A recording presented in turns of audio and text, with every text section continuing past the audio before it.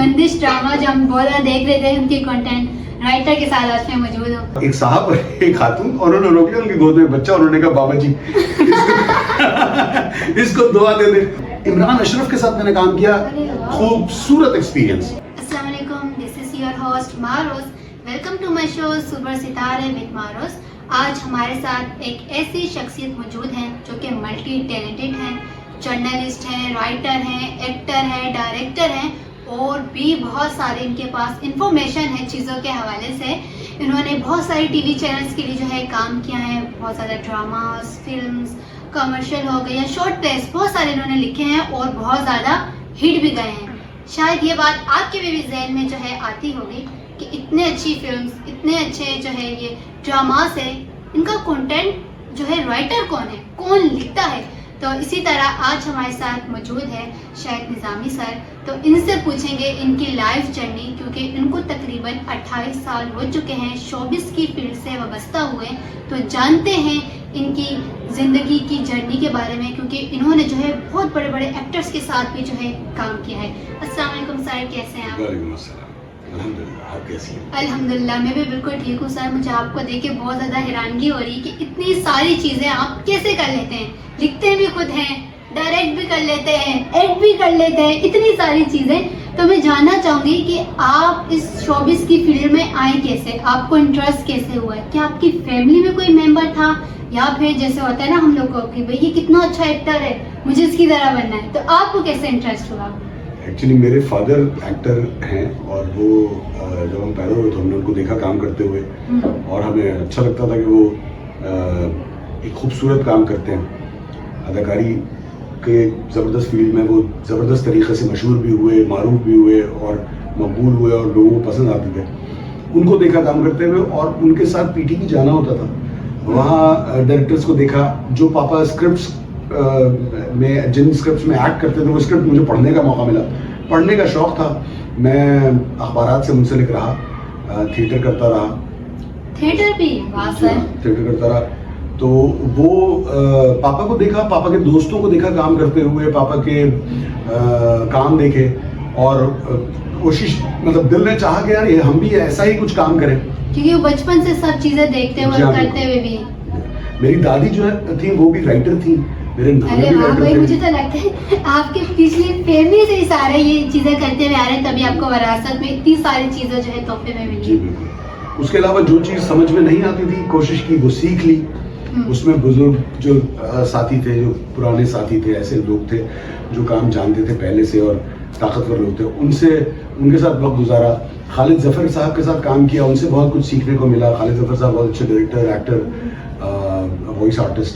और उसके अलावा और भी बहुत सारे, तलत हुसैन साहब के साथ काम किया, शफी मोहम्मद शाह साहब के साथ काम किया, काजिम पाशा साहब को काम करते हुए देखा और शोएब मंसूर साहब को काम करते हुए देखा, शहजाद खलील मरहूम उनको काम करते हुए देखा। इन लोगों से इंस्पायर हुआ। स्क्रिप्ट आप समझ लीजिए, हसीना मोइन के बहुत सारे, हसीना आपा के बहुत सारे स्क्रिप्ट्स में पापा ने काम किया, बहुत सारे प्लेज में हसीना आपा के स्क्रिप्ट्स पढ़े, अनवर मकसूद साहब के स्क्रिप्ट्स पढ़े और पुराने लोग थे, ताहिर शेख साहब और पुराने बहुत सारे लोग थे जिनके स्क्रिप्ट्स पढ़ के शौक हुआ और उसी से सीखा भी। फिर मेरे उस्ताद थे ज़ुबैर अब्बासी साहब, वो बड़े ज़बरदस्त राइटर थे, मेरे मामू भी थे, वो अल्लाह जन्नत नसीब करे। तो मामा के साथ काम किया, ज़ुबैर मामा के साथ, ज़ुबैर भाई साहब के साथ काम करके बहुत कुछ सीखने को मिला। इकबाल अंसारी साहब के साथ काम किया, उनसे बहुत कुछ सीखा। तो आप समझ लीजिए सीनियर्स के साथ काम करके, हमारे यहाँ कोई इंस्टीट्यूशन तो ऐसा है नहीं, नहीं था पहले। अब कुछ हैं यूनिवर्सिटीज़, जो तमाम ही यूनिवर्सिटीज़ मीडिया साइंसेस पढ़ाती हैं, लेकिन मैं सेटिस्फाइड नहीं हूँ उससे, क्योंकि वो जो प्रैक्टिकल होता है और आपको फिर बचपन से आपके इर्द गिर्द के लोग, फैमिलीज, तो आप टोटली प्रैक्टिकली करके आपने सीख ली सब चीज़ें। फिर कैमरा एंड लाइटिंग टेक्निक सीखी मैंने और सिनेमाटोग्राफी सीखी। और सिनेमाटोग्राफी में मेरे उस्ताद जो है वो मिर्ज़ा महमूद साहब हैं, वो BBC के साथ काम किया, मेरे साथ ने बहुत सारा काम किया। मेरे साहब ने 40 साल हो गए उनको काम करते हुए। मिर्ज़ा साहब से सीखा। फिर मैंने कैमरा एंड लाइटिंग टेक्निक, एक हमारी यूनिवर्सिटी है इक़रा यूनिवर्सिटी, वहाँ मैं पढ़ाता भी रहा हूँ।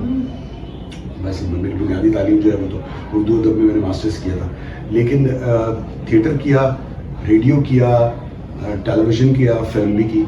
एक फिल्म थी चमेली, उसका डायलॉग मैंने लिखा था। फिर अभी ये रिसेंटली फिल्म रिलीज़ हुई दीमक, उसका कंटेंट मैं और सैयद नबील मेरे पार्टनर हैं, हम लोग देख रहे थे। वो जिस राइटर ने लिखी, वो बच्ची आयशा मुजफ्फर नाम है उनका, तो वो बेसिकली नॉवलिस्ट हैं, तो उनका जो स्क्रीन प्ले है वो पूरा फिर मैंने और सैयद नबील ने उनके साथ मदद की लिखने में। तो वो सारा तजर्बा जो है उसका कोई नेमुल बदल है ना कोई शॉर्टकट है। बिल्कुल आपने सही कहा। तो आपको वक्त लगाना पड़ता है किसी भी चीज़ के बारे में तजर्बा हासिल करने के लिए, और उसका कोई शॉर्टकट नहीं हो सकता, वो वक्त अपना लेगा। तो वो तजर्बा हमने शेयर किया आयशा के साथ, और उसका नतीजा आप देख लीजिए, माशाल्लाह बहुत खूबसूरत फिल्म बनी और बहुत पसंद की गई। उसके अलावा ड्रामास बहुत सारे लिखे, डायरेक्ट भी किए, बहुत सारे शॉर्ट फिल्म डायरेक्ट की। मेरी जो सबसे खूबसूरत चीज़ मुझे पसंद है वो एक मेरा सीरियल था मुझे जीने दो, जो उर्दू 1 से चला था, अब भी उर्दू 1 से कभी कभी रिपीट होता है वो। तो वो बड़ा खूबसूरत था, वो बहुत ताकतवर काम था, उसमें मैसेज था आने वाली नस्ल के लिए। दौर बदलता है, चीज़ें तब्दील होती हैं, उसके साथ हमें कैसे ढलना है, और तालीम की अहमियत पे भी जोर दिया गया। हमारे यहाँ हमारे माशरे में ख़वातीन के हुकूक पर काम नहीं होता।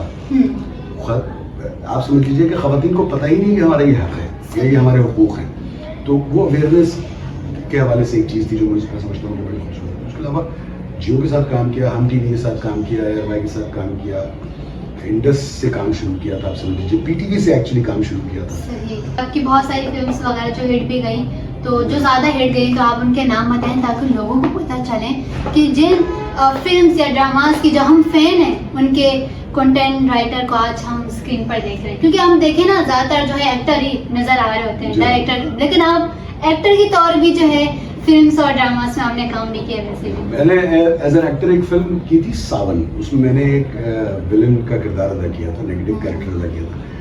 वो नेटफ्लिक्स पे भी रही 3 साल, और उसके अलावा उसको 9 अवार्ड्स मिले पूरी दुनिया में, और वो बड़ी मुख्तलिफ सी कहानी थी। अब भी शायद यूट्यूब पे आपको मिल जाए, सावन नाम है उसका। सावन पाकिस्तानी मूवी अगर आप लिखेंगे तो डेफिनेटली आप, उसमें मैंने एक्टिंग भी की थी और उसमें प्रोडक्शन में भी कुछ हेल्प की मैंने। फरहान आलम हमारे बहुत अच्छे दोस्त हैं जो बेसिकली सिनेमेटोग्राफर है, लेकिन उन्होंने डायरेक्ट की थी, और मशहूद कादरी साहब उसके प्रोड्यूसर हैं। उसके अलावा दीमक मैंने आपको बताया ये फिल्म है, इसमें कंटेंट हम देखते रहे। राफे राशदी हमारे दोस्त हैं, वो डायरेक्टर हैं, बहुत ज़बरदस्त डायरेक्टर हैं, उन्होंने बहुत खूबसूरत काम किया।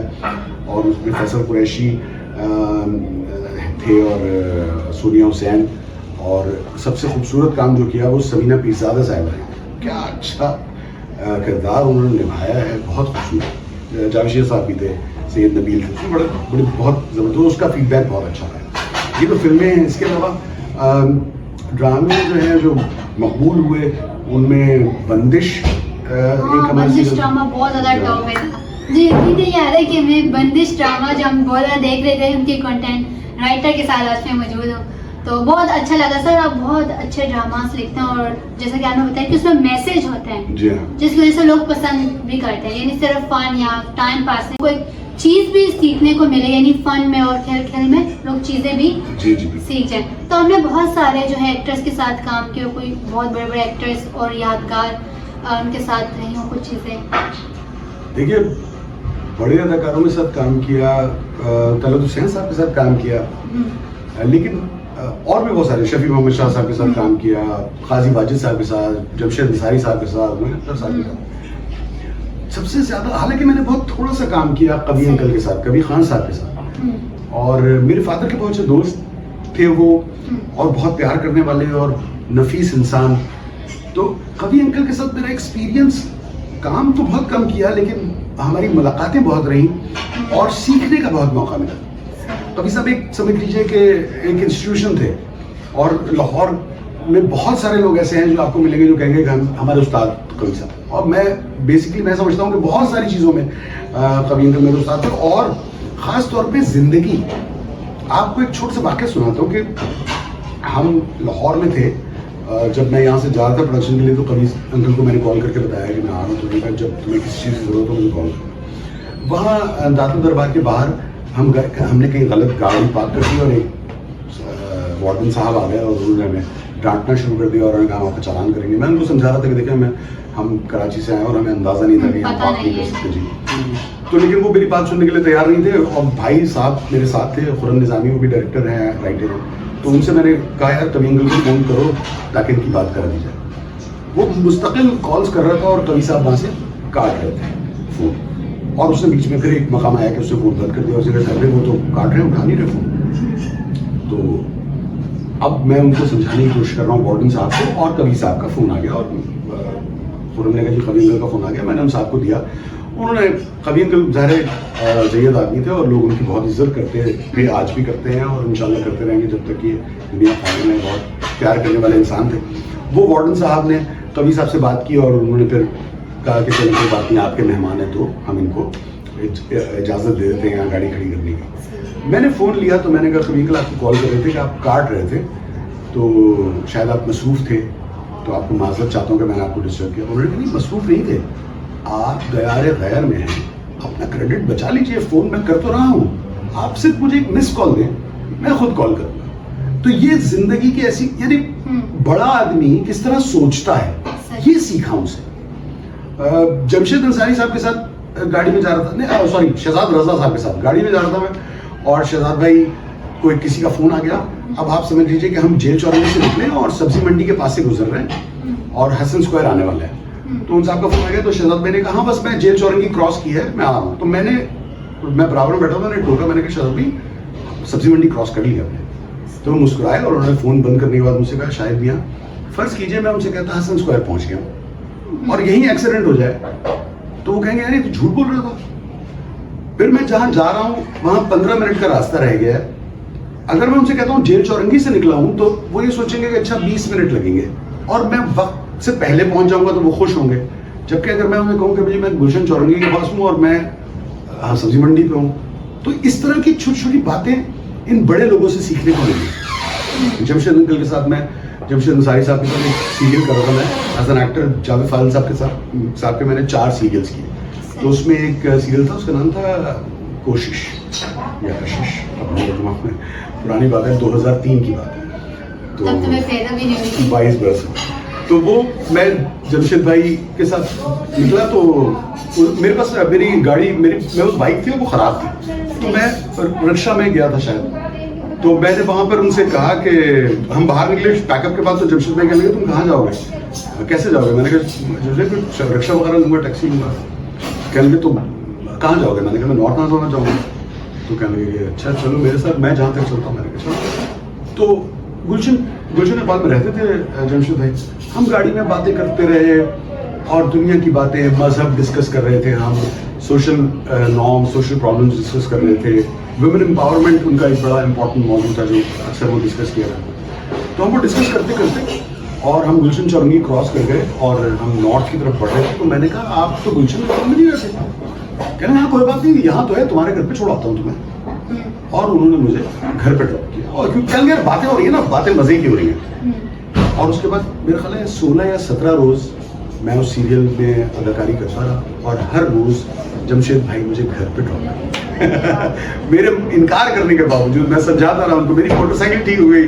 मैंने कहा मेरी मोटरसाइकिल ठीक हो रही है। नहीं नहीं तुम मोटरसाइकिल नहीं लाओगे, फिर वरना मज़ा कैसा आएगा, वापसी में मैं फिर अकेला जा रहा हूँ। तो उनकी वजह से फिर मैं ये बड़े लोग थे, तलत भाई के साथ काम करते थे, बहुत मज़ा आया। तलत हुसैन साहब से वॉइस करवाई अपने कमर्शियल्स में, उनके साथ बहुत मज़ा। शफी मोहम्मद शाह साहब की आखिरी टेलीफिल्म जो थी वो मेरे साथ उन्होंने की थी।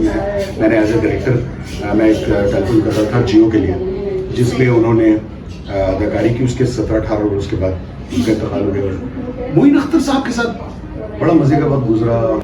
तो सर आपने जो है बहुत लोगों के साथ काम किया, बहुत खुशी हुई कि बहुत अच्छे अच्छे लोग आपको मिले और बहुत सारी चीज़ें आपने सीखी। बहुत ऐसे कम लोग होते हैं ज़िंदगी में जो उनके पास बहुत बड़ा रुतबा भी हो लेकिन फिर भी वो आपको बहुत ज़्यादा रिस्पेक्ट दें और दूसरों का बहुत ज़्यादा ख्याल रखें। तो सर कोई ऐसा आपके साथ इंसिडेंट हुआ कि भाई जैसे हम देखते हैं ना कोई एक्टर है, हम बोलते हैं भाई कितना अच्छा, लेकिन जब आप उससे करीब से मिलते हैं बोलते हैं नहीं यार ये तो ऐसा नहीं है जैसा हम उसको टीवी में देखते थे। और कभी होते हैं ना हम सुनने में आते हैं और मुझे बहुत पसंद था, मैं फैन था, लेकिन मेरा दिल टूट गया।